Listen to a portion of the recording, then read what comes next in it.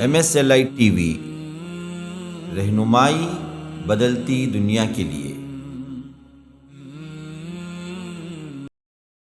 السلام علیکم ورحمۃ اللہ وبرکاتہ۔ بسم اللہ الرحمن الرحیم، الحمد للہ رب العالمین والصلاة والسلام علی سید المرسلین نبینا محمد وعلی آلہ وصحبہ اجمعین وبعد۔ مشاہدین کرام، معزز سامعین، محاضرین، یہ نشست جو چل رہی ہے، آپ کے سوالات اور ہمارے جوابات، یہ مرکز السلام نشر اسلام کی جانب سے ہر ہفتہ اور اتوار دوپہر کے 3 بجے یہ نشر کی جانے والی یہ نشستیں ہیں۔ تو آج کی جو نشست ہے، جس کے اندر یہ سوال کیا گیا ہے، سوال نمبر 101، جس میں یہ سوال ہے کہ سترے کا اہتمام نہیں کرنا کیسا ہے، یعنی بغیر ستون اور سترے کے لوگ نماز اگر پڑھ لیتے ہیں تو کیا یہ جائز ہے یا نہیں جائز ہے؟ تو جواب یہ ہے کہ سترے کی جب انسان نماز پڑھتا ہے تو سترے کی بڑی اہمیت ہے۔ اب انسان جو نماز پڑھتا ہے اس کی 3 حالتیں ہوتی ہیں، یا تو وہ اکیلا نماز پڑھے، چاہے مرد ہو چاہے عورت، یا پھر وہ امام بن کر نماز پڑھائے، یا پھر جو ہے وہ ماموم بن کر، مقتدی بن کر امام کے پیچھے نماز پڑھے۔ اب مقتدی بن کر اگر نماز پڑھ رہا ہے تو اس کا جو سترہ ہے الگ سے رکھنے کی ضرورت نہیں ہے۔ وہ امام کے پیچھے جب نماز پڑھ رہا ہے، امام کے تابع ہے، تو پھر امام کا سترہ جو ہے اس کے لیے کافی ہے۔ امام کے آگے سترہ رکھنا چاہیے۔ اب سترہ کیا ہے؟ سترہ جو ایک آڑ کو کہتے ہیں، جو پڑھنے والا نماز یعنی مصلی، اس کے اور دوسروں کے درمیان میں وہ آڑ ہو جائے۔ وہ آڑ چاہے ایک ستون کی شکل ہو، دیوار کی شکل ہو، پردے کی شکل ہو، کوئی بھی ایسی شکل جو اس کے سامنے آڑ بن جائے، یا کوئی اس طرح کی کوئی شکل اگر نہیں ہے، موجود نہیں ہے، تو پھر وہاں پر کوئی چیز رکھ لے۔ جیسے رسول اللہ صلی اللہ علیہ وسلم عام طور پر سفر میں اپنے ساتھ سترے کو بطور جو آپ کے ساتھ جو نیزہ ہوا کرتا تھا، وہ نیزہ جو ہے آپ گاڑ لیتے تھے، آپ جو ہے زمین کے اندر اس کو جو ہے کھڑا کر دیتے اور پھر اس کے پیچھے آپ نماز کے لیے کھڑے ہوتے۔ تو سترے کی جو ہے بڑی تاکید ہے، بڑی اہمیت ہے، اور رسول اللہ صلی اللہ علیہ وسلم نے ابو داؤد کی حدیث میں ارشاد فرمایا، اذا صلی احدکم فلیصلی الی سترۃ ولیدن منہا۔ جب جو ہے کوئی انسان نماز کے لیے کھڑا ہو تو وہ اپنے آگے ایک سترہ رکھ لے، یا سترے کی طرف وہ نماز پڑھے، اس آڑ کے پیچھے وہ نماز پڑھے اور اس سے قریب ہو جائے۔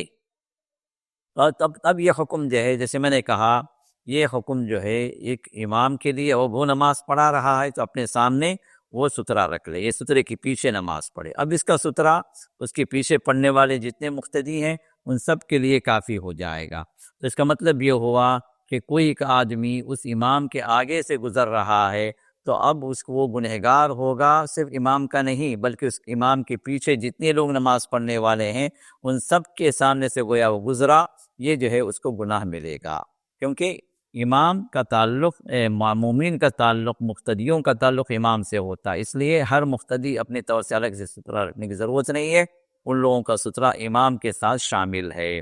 تو اب اسی میں ایک مسئلہ یہ بھی واضح ہو جاتا ہے کہ کوئی بندہ اگر ضرورت پڑ جائے کہ درمیانی صف سے، صفوں کے درمیان سے نکلنا چاہے تو وہ نکل سکتا ہے۔ کیوں؟ اس لیے کہ ان کے سترے کا تعلق امام سے ہے، ان کی نماز کا تعلق امام سے ہے، تو درمیان سے اگر وہ صف کے درمیان سے نکلنے کی ضرورت پڑ جاتی ہے، اس سے کسی کا وضو ٹوٹ گیا، وہ اب وہاں سے نکلنا چاہ رہا ہے، یا جو کوئی صف میں جگہ خالی ہے دوسری طرف میں، اب وہ صف کے درمیان سے ہو کر وہ اب وہ کنارے پہنچ رہا ہے، تو اب یہ سب صورتوں کے اندر صفوں کے درمیان سے گزرنا جائز ہے جماعت کی نماز میں، کیونکہ ان لوگوں کا تعلق جو ہے سترے کے اعتبار سے امام کے ساتھ یہ مرتبط ہے۔ اور یہ اس طرح کی حدیث بھی ہمیں موجود ہے حضرت عبداللہ بن عباس کی بخاری وغیرہ کے اندر، جس میں وہ فرماتے ہیں کہ جب میں منا میں پہنچا اور تو رسول اللہ صلی اللہ علیہ وسلم دیکھا کہ آپ جماعت کے ساتھ نماز پڑھا رہے ہیں، تو میں نے جو اپنے اونٹنی کو، اپنے جو جانور کو جو ہے میں نے چرنے کے لیے چھوڑ دیا اور صفوں میں داخل ہو گیا. تو صف میں جو ہے وہ چلتے ہوئے آگے جہاں جگہ خالی تھی پھر وہاں وہ پہنچے، جس کا ذکر جو ہے حدیث کے اندر موجود ہے. تو یہ حدیث جو ہے تطبیقی ہو گئی کہ جو ہے اس مسئلے کا یہ صورتحال بیان کر دی گئی. تو یہ اس وقت ہے جب ایک آدمی نماز پڑھ رہا ہو جماعت کے ساتھ امام کے پیچھے.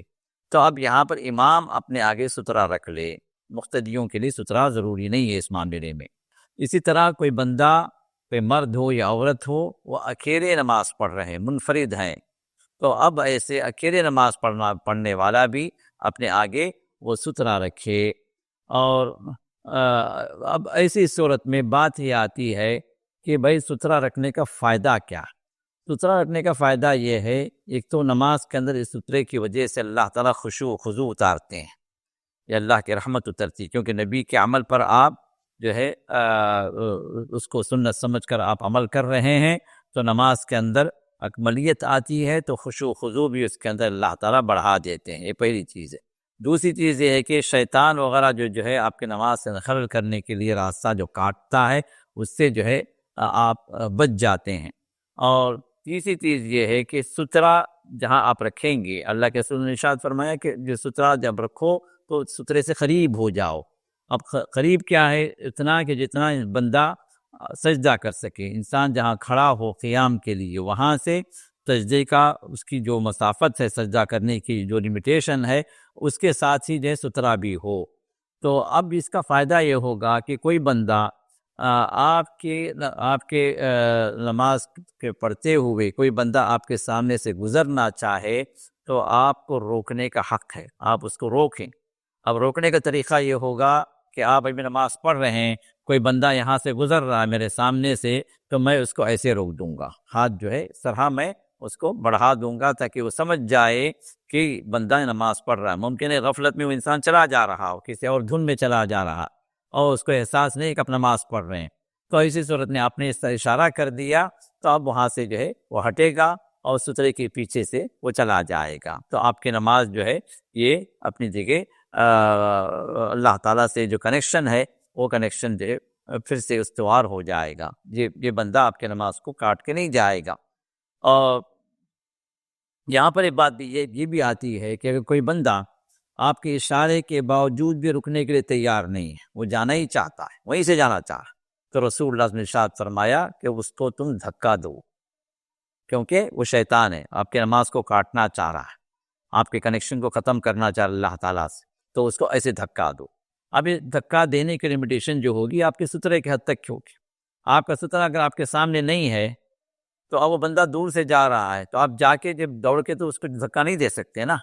کہ آپ نماز کی حالت میں، اور جتنا آپ جو ہے آپ کی لمیٹیشن ہے سجدے کی، اتنا آپ کا ہاتھ پھیلے گا، اور وہاں سے جو بندہ گزرنا چاہ رہا ہے آپ کے سترے کے برابر سے، تو اس کو جو ہے اگر سترے کے اندر سے وہ جا رہا ہے تو آپ کو یہ حق ہے کہ اشارہ کریں. اشارہ اس کے باوجود بھی وہ نہیں رک رہا ہے تو آپ اس کو زبردستی جو ہے اس کو دھکا بھی دے سکتے ہیں، جس کی رسول اللہ نے اجازت دی ہے. اور سترے کا ایک فائدہ یہ بھی ہے کہ آپ کے نماز کو کاٹنے والی جو چیزیں ہوتی ہیں، نماز کے اجر میں کمی کرنے والی جو چیزیں ہوتی ہیں،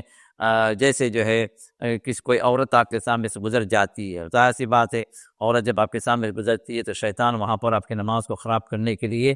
تیار رہتا ہے، تو فوری طور پر جو ہے اس عورت کی شکل آپ کے سامنے لاتا ہے، اس کے حسن، یا ممکن ہے وہ جاتے ہوئے جو اس کا کوئی پردہ کوئی جو ہے ہٹ جائے، اس کی زینت ظاہر ہو جائے، یا اس کے پیر ہاتھ ظاہر ہو جائے، یا چہرہ ظاہر ہو جائے، اب آپ کے نماز کے اندر خلل شروع کر دیتا، تو نماز کے اندر اجر کی کمی ہوتی ہے. اسی طرح جو ہے کالا کتا، وہاں سے کتا جو ہے وہاں سے گزرنا، تو کتے کے گزرنے کی وجہ سے بھی، کیونکہ شیطان اس کو استعمال کرتا ہے، تو اس کی وجہ سے بھی وہاں پر جو ہے اجر کے اندر کمی ہوتی ہے. تو یہ سب چیزیں جو ہے سترے کا فائدہ ہے، سترہ رکھنے کا. تو لہٰذا انسان جب امامت کرے تو اپنے سامنے سترہ، اگر کوئی ستون کے پیچھے یا کوئی دیوار کے پیچھے اگر کھڑا ہو سکتے کھڑا ہو جائے، نہیں تو پھر وہ اپنے سامنے کوئی سترہ رکھ لے. اسی طرح کوئی منفرد ہے، کوئی اکیلا الگ سے نماز پڑھنا چاہتا ہے، تو اس کے لیے بھی وہاں پر یہی بات ہے کہ وہ یا تو دیوار کے پیچھے یا ستون کے پیچھے نماز پڑھے، یا پھر جو ہے کوئی جو ہے سترا رکھ لے۔ اب جیسے سترے کی مقدار میں نے جو ہے آپ کے سامنے بتائی کہ محمد رسول اللہ صلی اللہ علیہ وسلم عام طور پر اگر آپ دیوار یا ستون کے پیچھے نہیں پڑتے تو آپ کے ساتھ ایک نیزہ ہوتا تھا عام طور پر سفر میں، تو آپ وہ نیزے کو آپ کے سامنے گاڑ لیتے، اور اس کی مقدار جو ہے وہ عمومی طور فقہا نے جو بتائی وہ یہ کہ اونٹ کے اوپر جو ہے جو کجاوا جو لگاتے ہیں تو تقریباً جو ہے ایک 2/3 گز، مطلب 1 گز، ایک ہاتھ جو ہے نا، ایک ہاتھ کا 2/3 حصہ، 2/3 حصہ، مطلب کم سے کم جو اتنا ہو جو سامنے رکھا جائے، جو دوسروں کو نظر آئے، جو دوسروں کو اس بات کی اطلاع گویا کرواتا ہے وہ معاملہ کہ یہاں پر بندہ نماز پڑھ رہا ہے۔ اگر کسی کو اتنی اونچی نہیں ملتی ہے کوئی چیز، تو جو چیز بھی ملے وہ چیز وہاں پر سامنے رکھ دے تاکہ پتہ چلے کہ بھائی بندہ نماز پڑھ رہا ہے۔ یہاں تک کہ بعض روایات یہ بھی آتی ہیں فَلْيَخُطْ خَطًّا، کہ اگر کسی کو چیز نہیں ملتی ہے تو کم سے کم وہ لکیر کھینچ دے۔ اب لکیر کا فائدہ کیا ہوگا؟ وہ شیطان کے لیے وہاں پر خلل ڈالنے کا ایک جو ہے وہاں پر گویا جو ہے اس کو روک لگا دی گئی ہے۔ اب یہ خط والی جو حدیث ہے، لائن کا کھینچنا، یہ بھی جو ہے بعض علماء نے حسن کا درجہ دیا ہے، جیسے شیخ بن باز وغیرہ نے اس حدیث کو جس کے اندر لائن کھینچنے کا ذکر آیا ہے اس حدیث کو حسن کا درجہ دیا ہے۔ تو معلوم یہ ہوا کہ ایک نمازی کے لیے سترے کی بڑی اہمیت ہے، تو اس اہمیت کو سامنے رکھتے ہوئے ہمیں نماز ادا کرنی ہے، اور وانٹیڈلی جو ہے ہمیں سترے سے دور ہو کر یا سترے کو اوائڈ کر کے نماز نہیں پڑھنا چاہیے۔ واللہ اعلم۔ سوال نمبر 102، جس میں یہ پوچھا گیا ہے کہ عصر کا صحیح وقت کیا ہے، اور کیلنڈر اور ایپ میں سایہ 2:20 کو ہی برابر ہو جا رہا ہے، تو کیا کرنا ہے؟ دیکھیے، ٹائم کا مسئلہ نہیں ہے، مسئلہ جو آپ کو دیکھنا ہے کہ وقت شروع ہوا یا نہیں ہوا، وقت شروع ہوا یا نہیں ہوا، کیونکہ نماز کا مسئلہ ایسا ہے کہ نماز کی جب فرضیت ہوئی تو اللہ تعالیٰ نے جبریل کو نازل فرمایا اور نماز کا طریقہ بھی سکھلایا، نماز کے اوقات بھی سکھلائے۔ احادیث میں بات بتلائی گئی کہ پہلے دن جبریل آئے اور رسول اللہ صلی اللہ علیہ وسلم کو پہلے وقت میں جب نماز کا وقت شروع ہوتا ہے تو اس وقت آپ نے نماز پڑھائی۔ اب جیسے فجر کا جو وقت شروع ہوتا ہے طلوع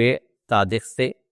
جہاں سحری کا وقت ختم ہوتا ہے فجر کا وقت شروع ہو جاتا ہے، تو اس وقت آپ نے طلوع صادق کے وقت میں آپ نماز پڑھائی۔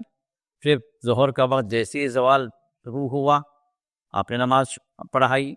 پھر عصر کا وقت جو شروع ہوا، یعنی ظہر کا وقت ختم ہوا عصر کا شروع ہوا، یہ کس وقت میں؟ جب ہر چیز کا سایہ ایک مثل ہو جائے، مطلب ایک سایہ، جب یہ ہاتھ اگر میں رکھوں تو اب یہ سایہ جو ہے بالکل ایک ہاتھ کے اتنا ہو جائے، یہ سایہ، تو ایک مثل جب سایہ ہو جاتا ہے تو پھر وہاں پر عصر کا وقت شروع ہو جاتا ہے، تو اس وقت نماز پڑھائی۔ پھر مغرب کی نماز جبریل نے پڑھائی، کب؟ جب سورج غروب ہو گیا۔ پھر عشاء کی نماز کب پڑھائی؟ جب لالی جو شفق جو ہے آسمان میں جو چھا جاتی ہے وہ شفق غائب ہو گئی، تو آپ نے عشاء کی نماز پڑھا دی۔ مغرب کی نماز کا وقت ختم ہوا، عشاء کی نماز کا وقت شروع ہو گیا، کہ پہلے دن آپ نے نماز پڑھائی۔ پھر دوسرے دن آئے اور نماز کے اختتام کا جو وقت ہے اس وقت آپ نے نماز پڑھائی۔ تو پہلے دن کی جو نماز جو تھی فجر کی، وہ طلوع صادق سے، صبح صادق سے نماز کا وقت شروع ہو گیا تھا، اس وقت آپ نے نماز پڑھائی۔ اور دوسرے دن جب نماز پڑھائی تو وہ جو سورج جو طلوع آفتاب قریب تھا اس سے پہلے آپ نے نماز پڑھائی۔ اور پھر ظہر جو دوسرے دن آپ نے پڑھائی وہ عصر کا وقت جو شروع ہونے سے قریب تھا تو آپ نے ظہر کی نماز پڑھائی، یعنی سایہ جو ہے ایک مثل ہونے کے برابر تھا، تو پھر جو ہے آپ نے ظہر کی نماز آپ نے پڑھا دی۔ پھر اس کے ساتھ ہی عصر کی نماز کا شروع ہو گیا، لیکن آپ نے عصر نہیں پڑھائی۔ اب عصر آپ نے پڑھائی کب؟ سورج ڈوبنے سے پہلے پہلے آپ نے عصر پڑھائی، پھر اس کے بعد آپ نے مغرب پڑھائی جب یہ شفق جو ہے غائب ہونے لگی، جو لالی جو ہے جو غائب ہونے لگی، اور عشاء کی نماز کے لیے آپ آئے اور پڑھائے عشاء کی نماز جب آدھی رات ہو چکی تھی، نصف لیل، اور پھر آپ نے فرمایا کہ یہ وہ اوقات نماز ہیں جو آپ کی امت کے لیے اللہ تعالیٰ نے متعین کیے ہیں، اور اللہ نے آیت نازل فرمائی تھی ان الصلاۃ کانت علی المؤمنین کتابا موقوتا، بے شک نماز جو ہے اس کے اوقات کے لحاظ سے مقرر کی گئی ہے۔ اب یہ اوقات جو ہے بتا دیے گئے کہ نماز کا وقت شروع کب ہوتا ہے اور ختم کب ہوتا ہے، تو فجر کا، ظہر کا، عصر کا، مغرب کا، عشاء کا۔ تو اب یہ وقت شروع کا وقت بھی بتا دیا گیا، اور آخر جو وقت جب نماز کا وقت ختم ہو رہا ہے وہ اوقات بھی بتا دیے گئے۔ تو اسی طرح یہ عصر کے وقت میں بھی جو سوال کیا گیا ہے کہ نماز یہ عصر کا وقت جو ہے کب شروع ہوتا ہے، تو حدیث سے جو بات ثابت ہے وہ یہ کہ ہر چیز کا سایہ ایک مثل ہو جائے، مطلب برابر ہو جائے، چیز جتنی ہے سایہ اتنا ہی ہو۔ تو اب یہ جیسے ہی ایک مثل سے سایہ بڑھنے لگتا ہے تو پھر عصر کا وقت شروع ہو گیا، ظہر کا وقت ختم ہو گیا۔ اب عصر کا وقت رہتا کب تک ہے؟ تو رہنے کے سلسلے میں دو باتیں ہیں، ایک جو ہے وقت اختیار ہے، دوسرا وقت اضطرار ہے۔ وقت اختیار کیا ہے کہ سورج جو ہے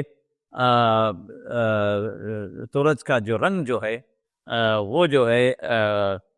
متغیر ہو جائے، یعنی جو زرد جو رنگ جو شروع ہوتا ہے ڈوبنے سے پہلے پہلے سورج کا، یہ جو وقت ہے جو اس سے پہلے پہلے عصر کی نماز بندہ ادا کر لے۔ لیکن دوسرا جو وقت ہے وہ کیا ہے؟ ایک آدمی اس وقت بھی نماز ادا نہیں کر سکا، کسی کام میں پھنسا ہوا تھا یا سفر کا مسئلہ تھا، ابھی سفر ہونے والا، ابھی ہم بس سے اترنے والے، ابھی ٹرین سے اترنے والے تھے، لیٹ ہو گئے یا ٹرین لیٹ ہو گئی یا وہ اس وہیکل سے آپ اتر نہیں سکے، اسی چکر میں جو ہے آپ جب اترے تو سورج غروب ہونے کے قریب ہو گیا تھا، ابھی غروب ہوا چاہتا ہے، تو ایسے وقت میں بھی عصر کی نماز اس کی انسان نہیں پڑھ رہا ہے تو وہ پڑھ لے۔ اللہ کے رسول نے ارشاد فرمایا کہ جو من ادرک رکعتا قبل ان تغرب الشمس فقد ادرک العصر، آپ نے بخاری مسلم کی روایت فرمایا کہ سورج غروب ہونے سے پہلے اگر کسی کو ایک رکعت مل جاتی ہے، ایک مطلب اللہ اکبر کہا، تکبیر کے بعد اس نے جو سورۃ الفاتحہ پڑھی اور اس کے بعد رکوع میں چلا گیا، اب یہ اس کا رکوع جو ہے سورج غروب ہونے سے پہلے پہلے وہ رکوع میں چلا گیا، تو اب ایسا بندہ، یہ بندہ اس کو عصر کا وقت مل گیا، یہ آخری وقت، یہ اضطراری وقت، ایک مجبور انسان کا وقت ہے، جو جس سے پہلے نہیں پڑھ سکا تو کم از کم آخر میں وہ عصر کے وقت میں وہ نماز پڑھ لے، اور اس کے لیے عصر کا وقت سورج غروب ہونے سے پہلے پہلے ایک رکعت اس کو مل جائے، جتنا یہ وقت یہ عصر کا ایسے بندے کے لیے ہے۔ تو معلوم یہ ہوا کہ عصر کے دو وقت ہیں، ایک جو اختیاری وقت ہے، ایک جو اضطراری وقت ہے۔ اختیاری وقت کیا ہے؟ سورج جو ہے زرد ہونے سے پہلے پہلے انسان عصر پڑھ لے، یہ اختیاری وقت، یہی بہتر ہے، خاص طور پر خواتین جو گھروں میں ہوتی ہیں وہ اس وقت کے اعتبار سے وہ پہلے پڑھ لیں۔ اور دوسرا جو وقت ہے وہ اضطراری وقت ہے کہ کوئی انسان ایسے اوقات میں نہیں پڑھ سکا تو کم سے کم جو ہے اس وقت میں پڑھ لے کہ سورج ابھی ڈوبا چاہتا ہے، ابھی ڈوبنے والا ہے، تو ڈوبنے سے پہلے پہلے جو ہے وہ کم سے کم ایک رکعت ادا کر لے، اور بقیہ نماز سورج ڈوب رہا ہے اور بقیہ نماز ادا کر رہا ہے تو اس صورت میں اس کے لیے گنجائش ہے ایسے شخص کے لیے۔ لیکن ایک انسان وانٹیڈلی جو ہے تاخیر کر کے آخری وقت میں نماز پڑھ رہا ہے تو پھر یہ چیز جائز نہیں ایک مومن کے لیے، کیونکہ یہ منافقوں والی نماز ہے، کیونکہ منافق اللہ کے رسول ارشاد فرماتے ہیں وہ انتظار کرتا ہے، نماز نہیں پڑھتا، اور آخری جب وقت جو قضا ہونے کا وقت آ جاتا ہے، نماز جو ہے چھوٹنے کا وقت آ جاتا ہے، تو پھر اب اٹھ کر جو ہے وہ چار جو ہے ٹھونگے مار دیتا ہے کوے کی طرح، اور سمجھتا ہے کہ میں نے نماز پڑھ لی۔ تو یہ منافقوں کی نماز ہے، جس میں جو ہے نہ اوقات کی پابندی ہوتی ہے، نہ خشوع خضوع کا مسئلہ ہوتا ہے، وہ صرف جو دکھاوے کے لیے نمازیں پڑھتے ہیں، تو ایسی نماز انسان نہ پڑھے، ایسی نماز سے انسان احتراز کرے اور جہاں تک ہو سکے وقت کی پابندی کے ساتھ نمازوں کو ادا کرنے کی کوشش کرے۔ اس کے بعد کا سوال ہے سوال نمبر 103۔ 103 کا یہ سوال ہے کہ ہمارے مسجدوں کو بنانے میں کمپٹیشن جو ہو رہا ہے اس زمانے میں وہ کہاں تک جائز ہے؟ دیکھیے، حالات کے لحاظ سے اعمال اور لوگوں کے طور طریقے بدلتے جاتے ہیں۔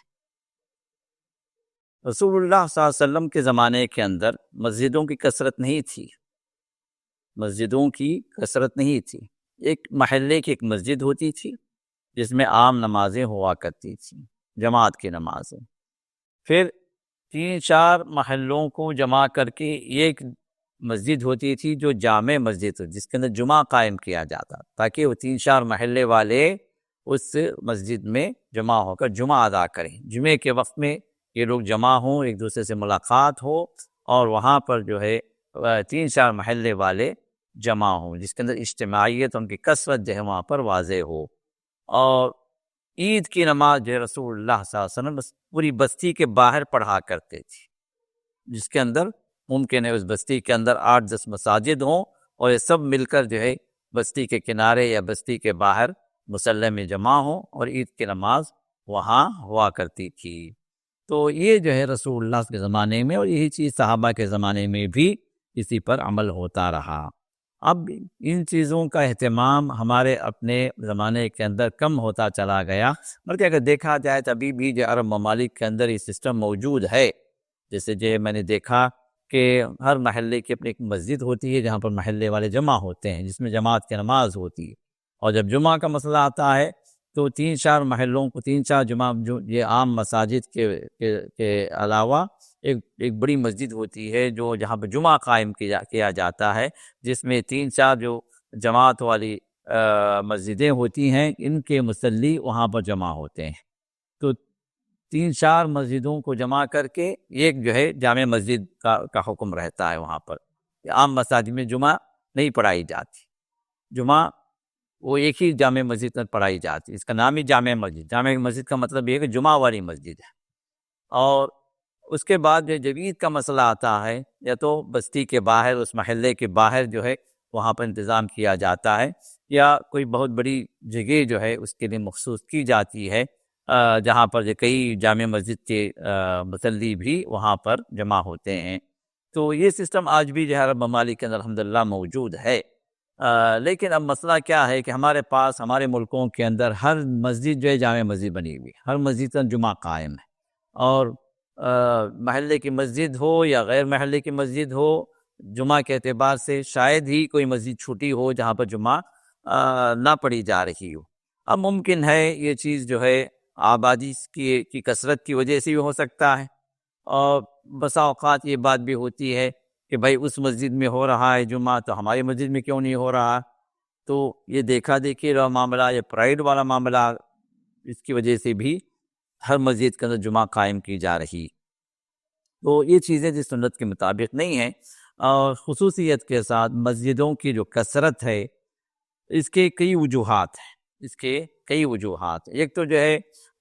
مسجدوں کا کثیر تعداد میں ہو جانا، عالی شان ہو جانا، نقش و نگار، زیب و زینت سے یہ مسجدیں جو ہے بنائی جانا، یہ سب جو ہے علامات قیامت میں شامل ہے، جس کے بارے میں رسول اللہ صلی اللہ علیہ وسلم نے آخری زمانے کے اندر جو علامتیں اپنے ظاہر فرمائی ہیں، وہ علامتیں جو ہے ان میں سے ایک علامت سے یہ مسجدوں والی علامت بھی موجود ہے۔ اور دوسری چیز کیا ہے کہ ہمارے اپنے معاشرے کے اندر آپ نظر دوڑائیں گے تو فرقوں کی کثرت کی وجہ سے یہ مسئلے جو چل رہے ہیں۔ 2-4 قدم پر ایک مسجد ہوگی، لیکن چونکہ وہ بندہ اس جماعت سے یا اس فرقے سے تعلق نہیں رکھتا، تو اس وجہ سے کہتے ہیں نہیں جی ہمیں وہ مسجد نہیں چاہیے، ہم وہاں جا کے نہیں پڑھنے والے، پھر کیا کرنا ہے، ہم اپنی مسجد بنائیں گے۔ تو 5-10 قدم پر دوسری مسجد بن جاتی ہے، پھر وہاں سے کہتے ہیں نہیں بھائی یہ تو جن لوگوں کا یہ وہ مسلک والوں کا ہے، ہمارا نہیں ہے، ہمارے مسلک والوں کی مسجد الگ ہونی چاہیے، پھر ان کی مسجد الگ ہوتی۔ تو ایک ہی محلے کے اندر 4 مسجدیں بن جاتی ہیں اور 4 الگ الگ مسلک والے ہیں۔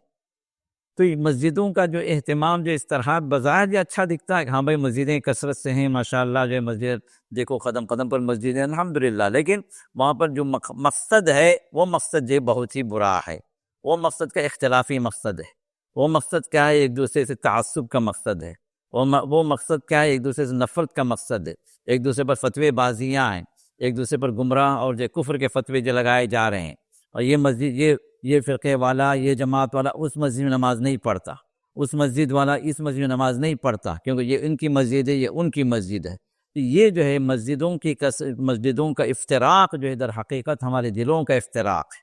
ہماری جماعتوں کا افتراق ہے، ہمارے اپنے جو ہے اجتماعیت کی پھوٹ ہے، جس کی وجہ سے یہ مسجدیں بھی جو ہے بڑھتی چلی گئیں اور یہ مختلف شہر کے مختلف حصوں کے اندر منتشر ہوتی چلی گئیں اور ایک ہی مقام پر کئی مساجد بنا دی گئیں۔ در حقیقت اس میں سب جو ہے اخلاص کی کمی ہے، اس کے اندر جو ہے اجتماعیت کی کمی ہے۔ ہم مسلمانوں کو اس معاملے میں سوچنا چاہیے اور جو ہے کتاب و سنت کی اساس کو، کتاب و سنت کی بنیاد پر ہمیں جو ہے جمع ہونا چاہیے۔ رسول اللہ صلی اللہ علیہ وسلم کے زمانے میں جو ماحول تھا، جس طرح اتحاد اتفاق تھا صحابہ کا، اس طرح جو ہے اگر ہمیں اس سوچ کے ساتھ ایک سوسائٹی کو ہم کریٹ کریں تو پھر انشاءاللہ یہ مسئلے حل ہو جائیں گے۔ اللہ تعالیٰ ہم سبوں کو توفیق عطا فرمائے، ہمارے اندر اجتماعیت عطا فرمائے، ہمارے اندر افتراق کو اللہ کم کر دے اور ہمارے اندر اخلاص اور ہمارے اندر جو للہیت کو اللہ بڑھا دے۔ آمین یا رب العالمین۔ سبحانك اللهم وبحمدك نشهد ان لا اله الا انت نستغفرك ونتوب اليك۔